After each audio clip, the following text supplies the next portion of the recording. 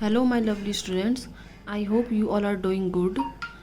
Today, I will teach you the first chapter of your English book, that is the Cranky Mako.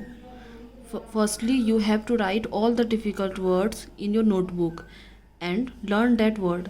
This will be your homework. I will explain the story. Many different animals, birds, and even reptiles are kept as pets. Dogs are popular pets as they are friendly and are good company, especially for children. Some people have cats as pets because cats are very independent. Parakeets can be trained to talk. In olden days, sailors and pirates who spent a lot of time on the sea used to keep parakeets as pets. This is a story of a sailor and his pet, a mako. Mako means parrot, an American parrot. Cranky means strange, weird, ajeeb. I will explain this chapter in both language, English and Hindi, for your betterment. Many different animals, birds and even reptiles मतलब जो ज़मीन पे रेंगते हैं, तो हम लोग क्या करते हैं कि बहुत सारे एनिमल्स को, तरह तरह के बर्ड्स को, इवन रेप्टाइल्स को भी पेट बना के रखते हैं. पेट मतलब जिसको हम लोग घर में पालते हैं. और सारे पेट एनिमल्स में जो सबसे पॉपुलर है, कॉमन है, वो है डॉग, क्योंकि वो फ्रेंडली होते हैं एज वेल एज वो गुड कंपनी भी देते हैं, हमारा केयर भी करते हैं. और चिल्ड्रन के लिए तो वो बहुत ही ज़्यादा स्पेशल होते हैं. और some people have cats as pet, और कुछ लोग जो हैं वो कैट पालते हैं because cats are very independent, क्योंकि कैट्स जो होती है वो काफ़ी इंडिपेंडेंट होती है. वो अपना काम अधिकतर जो है वो खुद ही करती है, वो किसी पे डिपेंड नहीं रहती है. Now I am starting the chapter. Old sailor Johnny J loved the sea. From the year he turned 12, he started sailing. Since then, it has been 66 years. He has sailed across the world. He has seen many countries, but the sea was his home. He didn't like to live on the land for a long period of time. He had a small cabin on an island of Guiana, where he chose to stay instead with his family, which lived on a nearby island. Johnny J loved the sea. He had been sailing from last 66 years. He loved to live on the land for a long period of time. He lived with his friend named Crazy Coot.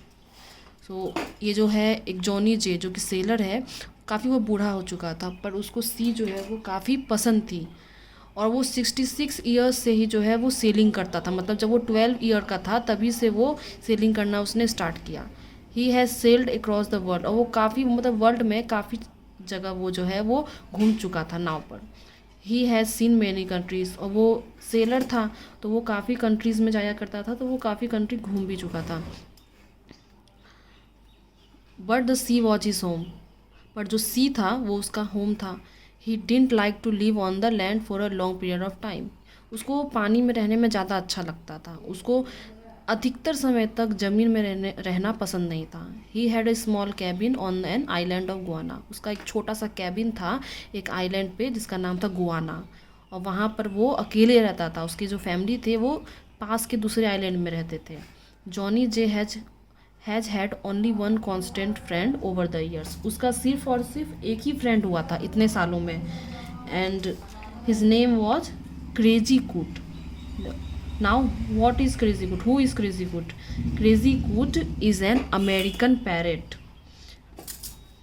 Crazy Coot spoke like a man. वो बिल्कुल आदमी की तरह बात करता था. But Crazy Coot's voice had a shrieking tone. और उसका जो voice था वो थोड़ा मतलब loud था.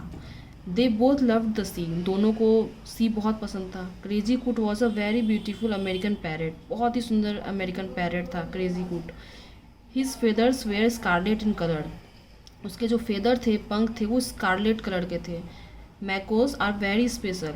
मैको जो हुआ करते हैं, जो कि अमेरिकन पैरेट होते हैं, वो काफ़ी स्पेशल होते हैं. अब किस टर्म में स्पेशल होते हैं, कुछ पॉइंट मैंने लिखा है. They are very intelligent. वो लोग दिमाग के काफ़ी तेज होते हैं. They can be speak if we teach them. वो बोल भी सकते हैं अगर हम उन्हें अच्छे से ट्रेनिंग दें. But he had one demerit. पर उसका एक डिमेरिट, एक निगेटिव पॉइंट ये था. He lost his temper when he became irritated. वो अपना जो है टेम्पर खो देता था जब वो इरिटेट हो जाता था. And when he became and when he became irritated he started shouting, और जब वो इरिटेट हो जाता था तो वो ज़ोर ज़ोर से चिल्लाता था, लाइक ह्यूमंस, जैसे ह्यूमंस जो चिल्लाते हैं बिल्कुल वैसे चिल्लाता था। He like to watch old movies with Johnny J, वो जॉनी जे के साथ जो है उसे जो है ओल्ड मूवीज़ देखना काफ़ी पसंद था।